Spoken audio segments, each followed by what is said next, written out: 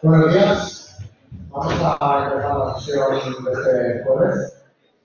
Sesión de perspectiva y colaboración de la neurología.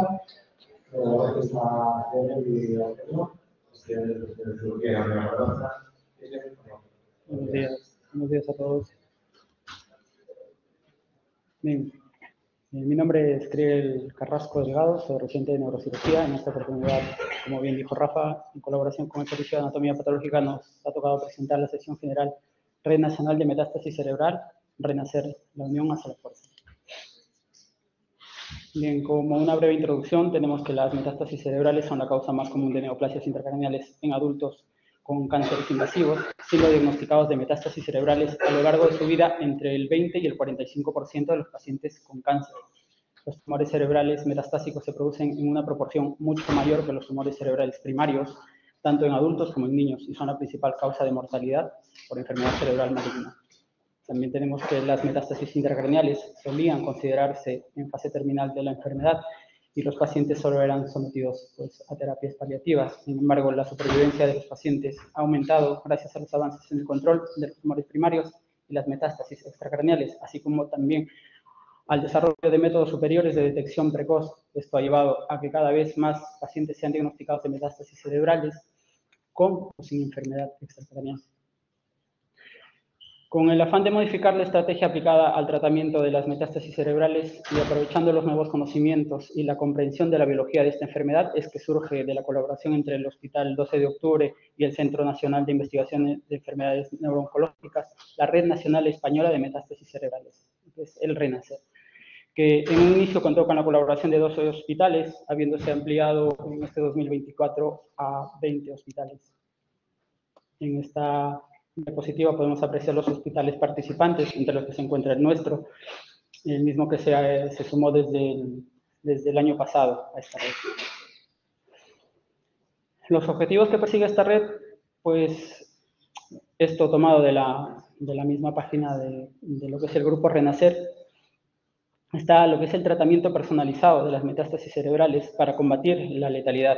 Y en base a este objetivo se propone estratificar y clasificar las metástasis cerebrales teniendo en cuenta las especificidades y las formas o cambios genéticos que pueden o no estar presentes en el tumor primario.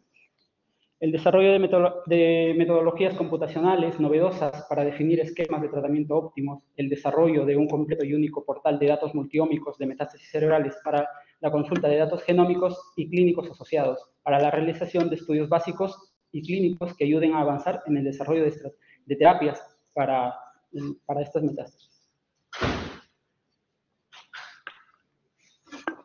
Otro de los objetivos que persigue esta red son las estrategias preventivas clínicamente relevantes e inmunoterapias compatibles con el cerebro para desafiar la resistencia a los diferentes tratamientos.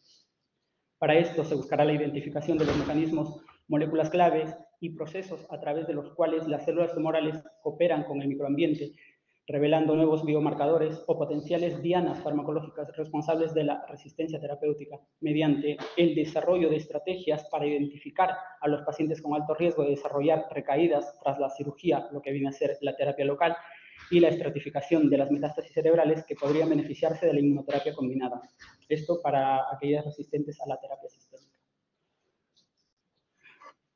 En tercer lugar, tenemos además que, dado que los pacientes con metástasis cerebral sufren con frecuencia síntomas neurocognitivos causados por un efecto directo sobre la función cerebral, se ha propuesto dentro de la red desafiar el impacto sobre la calidad de vida mediante el desarrollo de un estudio clínico que incorpore la evaluación neurocognitiva dentro de la metodología de RENACER y el análisis con múltiples parámetros detallados a nivel molecular y basado también en datos avanzados de imagen para definir dianas para terapias tempranas guiadas en pacientes con estos síntomas o con predisposición a desarrollar disfunción neurocognitiva.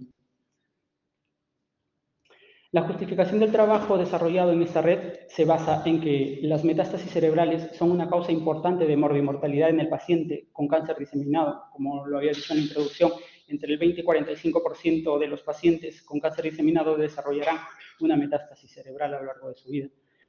A mayor supervivencia de los pacientes tratados con cáncer, más diagnóstico de metástasis cerebral. Hay que también tener en cuenta lo que es el gasto sociosanitario implicado. La supervivencia variable de estos pacientes, para lo que se utilizan diferentes escalas pronósticas, el que los tratamientos paliativos prescritos a los pacientes con cáncer metastásico resultan a veces tóxicos y poco eficaces, así como el análisis genético, el mismo que sirve para delimitar subgrupos de comportamiento distinto. También justifican la creación de esta red el conocer las bases moleculares y celulares del desarrollo y crecimiento de las metástasis cerebrales en el humano, a través de muestras vivas, así como conocer los marcadores asociados al desarrollo o crecimiento de las metástasis, a la supervivencia o a respuesta a tratamientos. Evitar tratamientos ineficaces que pueden generar más toxicidad que beneficio, crear subgrupos de pacientes más sensibles a un tratamiento o con mejor pronóstico y mejorar tanto la calidad como la expectativa de vida de estos pacientes. Bien, con respecto a la investigación de metástasis cerebral, tenemos que hablar de diferentes puntos, como son las mutaciones genéticas, el microambiente, la diseminación leptomeningia, la neurocognición, las dianas terapéuticas, la inmunoterapia y la prevención.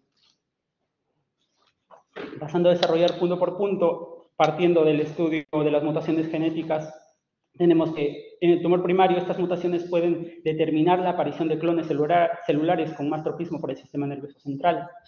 Por otro lado, el perfil genético del tumor primario puede ser distinto que el de la metástasis cerebral. Además, la investigación de las mutaciones genéticas permite el estudio de posibles dianas terapéuticas basadas en el perfil genético de las metástasis y no del tumor primario. Para hablar, en segundo lugar, del microambiente, tendremos en cuenta que la interacción el astrocito con la célula metastásica, esto viene a ser la proliferación astrocitaria, lo que es también llamada astrogliosis, que es la primera línea de defensa que evita que la entrada de una célula tumoral dé lugar a una metástasis. Y también dentro de la interacción está la capacidad secretora del astrocito reactivo, sustancias marcadoras, por así decirlo. Por otro lado, la interacción célula endotelial, célula metastásica, se refiere a que la célula tumoral anida en el espacio perivascular y se aprovecha del ambiente rico en oxígeno y nutrientes, y de esta manera se aprovecha del sistema vascular, lo que viene a ser la cooptación vascular previo a la angiogénesis tumoral. Esta cooptación vascular también implica lo que es la beta-1 integrina y el gen L1-CAM. En lo concerniente a la diseminación leptomeningia, tenemos que las vías de diseminación pueden ser tanto arterial como venosa, como perineural o directamente de metástasis intraparenquimatosa. Además, el diagnóstico clínico, el diagnóstico radiológico y la punción lumbar también deberían ser tenidas en cuenta. También la detección de proteínas o secuencias de DNA en el líquido cefalorraquídeo si la citología de este líquido ha sido negativa, y que algunos tumores como con EGFR positivo con diseminación meningia pueden aumentar supervivencia con inhibidores selectivos. En cuanto a lo que es la neurocognición, sabemos que las metástasis pueden causar deterioro cognitivo tanto por el tamaño como por el edema que causan. La radioterapia cerebral puede mejorar el deterioro cognitivo a corto o medio plazo en pacientes con metástasis múltiples, pero también hay que tener en cuenta que puede empeorarlo a largo plazo. Asimismo, el papel que juega la radiocirugía y que hay que evitar el hipocampo en la radioterapia cerebral, así como también el uso de la memantina y el donepezilo. En cuanto a las terapias dirigidas, los targeted therapies, sabemos que muchos quimioterápicos no pasan la barrera hematoencefálica. Algunas metástasis tienen un perfil genético distinto a lo del tumor primario, que dije hace un momento. También tener en cuenta que la barrera tumoral hematoencefálica, o sea, algunos tumores abren la barrera hematoencefálica, otros no. Asimismo, el desarrollo de fármacos que inhiben o bloquean estas proteínas de membrana y que cruzan la barrera hematoencefálica pueden ser de utilidad.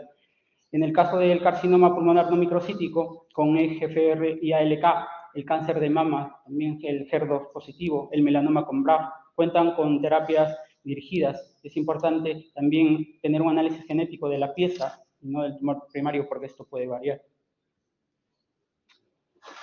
Con respecto a la inmunoterapia, hay que tener en cuenta el infiltrado celular peritumoral, lo que viene a ser los polimorfonucleares, los natural killers, la correlación entre este infiltrado y la supervivencia, la expresión molecular inmunomoduladora en este infiltrado y también en las células tumorales. El desarrollo de fármacos que frenen el desarrollo de la metástasis vía inmunomodulación. Además, el papel que juegan los inhibidores de CTLA4, como es el caso del ipilimumab, o los inhibidores de PD1, como el nivolumab o el pembrolizumab. En cuanto a la prevención, se podría hablar de la radioterapia cerebral profiláctica en tumores primarios con alta tendencia a las metástasis. Sin embargo, hay que tener en cuenta el desarrollo de neurotoxicidad con este tipo de tratamiento. Esta terapia estaría indicada, en todo caso, en tumores primarios con una tendencia mayor al 40% a desarrollar metástasis cerebrales. El desarrollo de fármacos poco tóxicos que puedan bajar ese porcentaje e identificar los subgrupos de pacientes con primario susceptible. Se paso al compañero de anatomía patológica.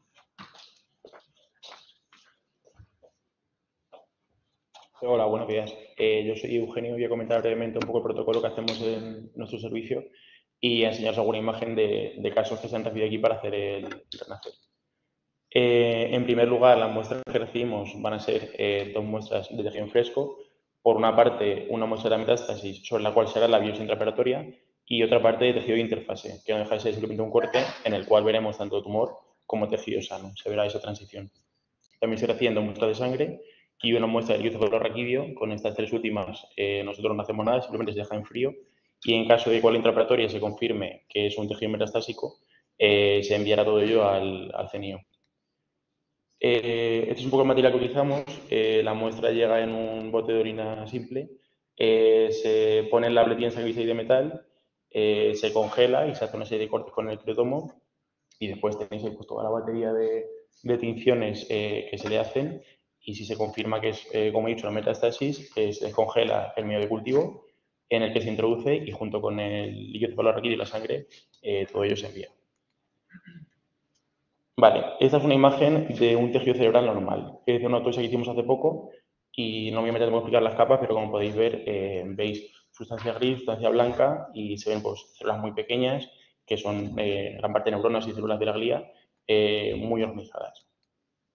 Aquí en mayor momento, pues un poco lo mismo. Si podéis ver, no se ven bien las capas, pero como se ve, pues son todas células pequeñas, ¿vale? Este es un caso de renacer que se envió hace poco, que como podéis ver no tiene nada que ver con el tejido que hemos visto de cerebro normal. Hay algo que está invadiendo el tejido que no son células neuronales ni tejido cerebral propio. Y un poco para explicaros lo que es, os quiero enseñar esta imagen que no tiene nada que ver, pero es una imagen de colon normal.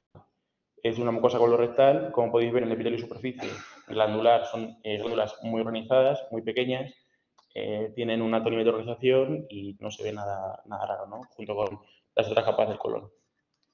Y esto es una imagen del mismo paciente en otro punto del colon, en el que, como veis, las glándulas ya no son nada parecidas a las que estábamos viendo, son formas abigarradas, tienen lo que nosotros llamamos mucha atipia, los núcleos son muy diferentes entre sí, hay mucha mitosis, está todo muy desorganizado. Es un adenocarcinoma de colon esto, ¿vale?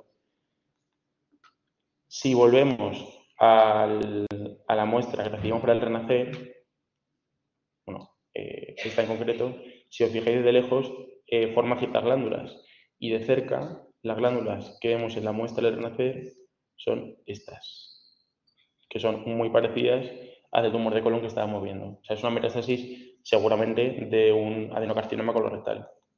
A mayor aumento podéis ver lo que he comentado de la tipia, ¿no? Son células muy diferentes, los núcleos son de diferentes tamaños, se ponen unos encima de otros, un montón de mitosis, es una metástasis. Y disponemos además de una serie de técnicas de inmunohistoquímica que lo que hacemos es, se usa un anticuerpo que se fija sobre el tejido diana y en concreto cuando se fija y es positivo tiene este color marrón, o sea, la parte marrón es la parte positiva. En concreto estos marcadores son CX2 y SATB2 que son marcadores de origen digestivo y colorectal, lo cual nos confirmaría que el origen de la metástasis es un adenocarcinoma de colon. Este es otro caso, que no me voy a meter tampoco a explicar este en concreto, quiero enseñaros otra cosa. Simplemente, en este caso, la paciente tenía un tumor primario de mama y la metástasis en este caso fue de la mama. Y lo que quería enseñar es lo que comentábamos de la interfase. Sería esta parte. O sea, como podéis ver, hay tejido tumoral en la parte de la izquierda de la imagen y en la derecha sería el tejido cerebral normal, entre comillas, porque sí es cierto que se ve cierta alteración en los vasos, aunque no sea infiltración por el tumor. Y esto, en teoría, es lo que se utiliza para realizar el estudio sobre el microambiente. Por eso es tan importante también enviar una muestra de interfase y no solamente de la biopsia operatoria.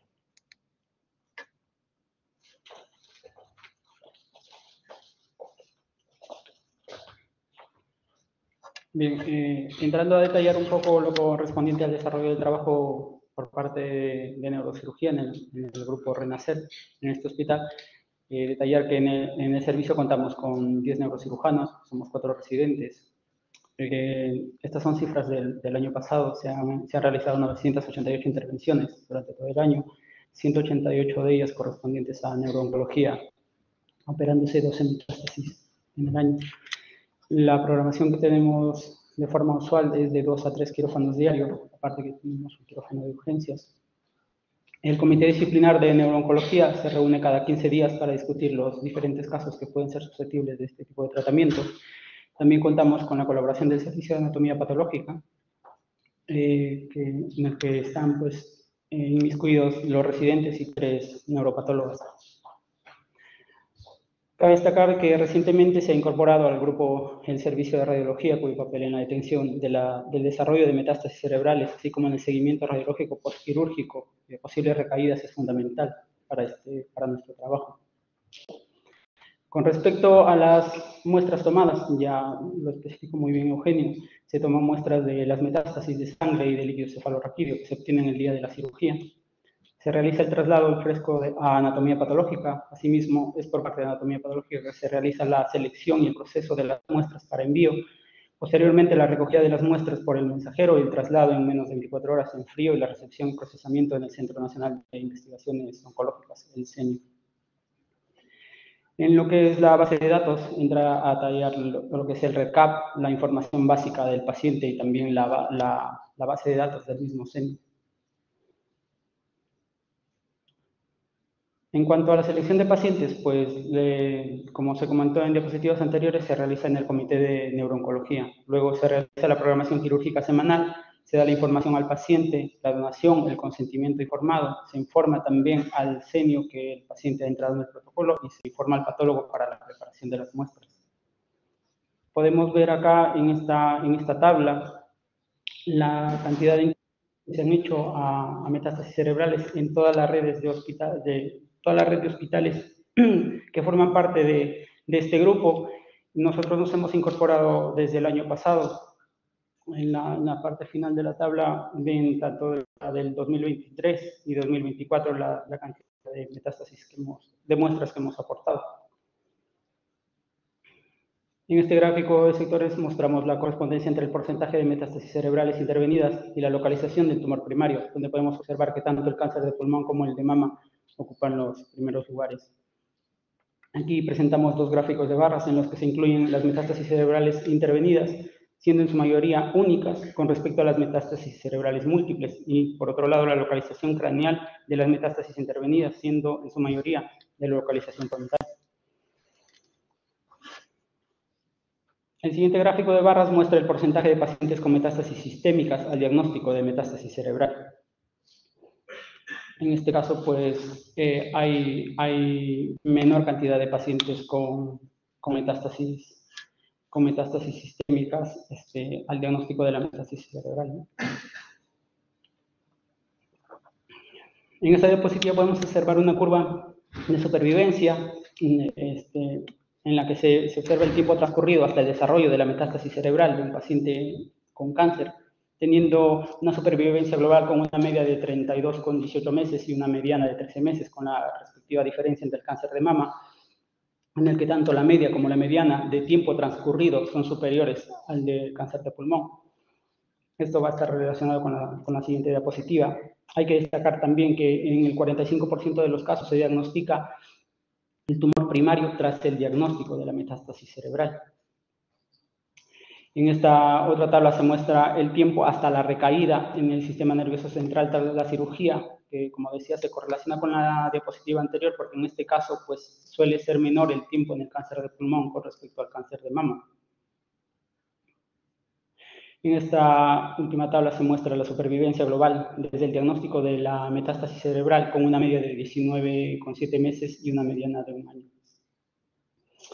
Pues ya llegando a la parte final de la presentación, mostrar el propósito de extender la red a otros hospitales por medio de los mails o las llamadas a los jefes de servicio, a través de la prensa, a través de las redes sociales, así como también la involucración de los residentes.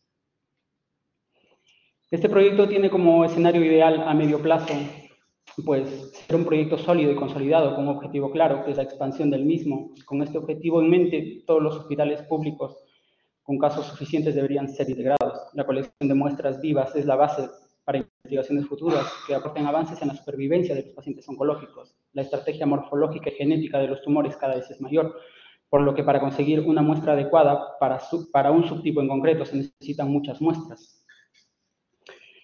También está el papel centralizador y homogeneizador del Centro Nacional de Enfermedades Neurooncológicas. Nuestro papel como neurocirujanos pues, es la obtención de muestras. La investigación debe realizarse en centros adecuados y con medios acordes. Y un escenario pues, ideal a largo plazo nos recuerda que los pacientes, siempre que se les explique de forma correcta, aceptan participar, que debería facilitarse por los sistemas públicos de salud, además de la labor asistencial que se realiza, el tiempo necesario para realizar la actividad investigadora, la financiación y ayuda personal más dedicado, así como las ayudas en las bases de datos en lo que respecta a la confidencialidad de datos, los distintos aplicativos en las comunidades autónomas y, por último, el papel de los biobancos locales. Muchas gracias.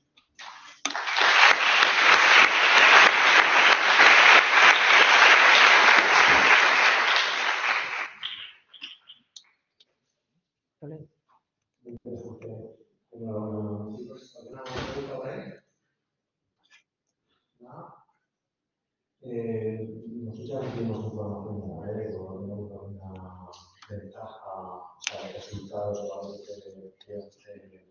que tienen resultados todavía no.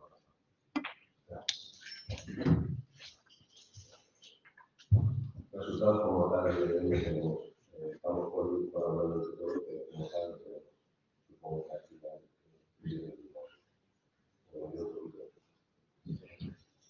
¿una duda? ¿Una pregunta? Pues, enhorabuena, chicos. Esto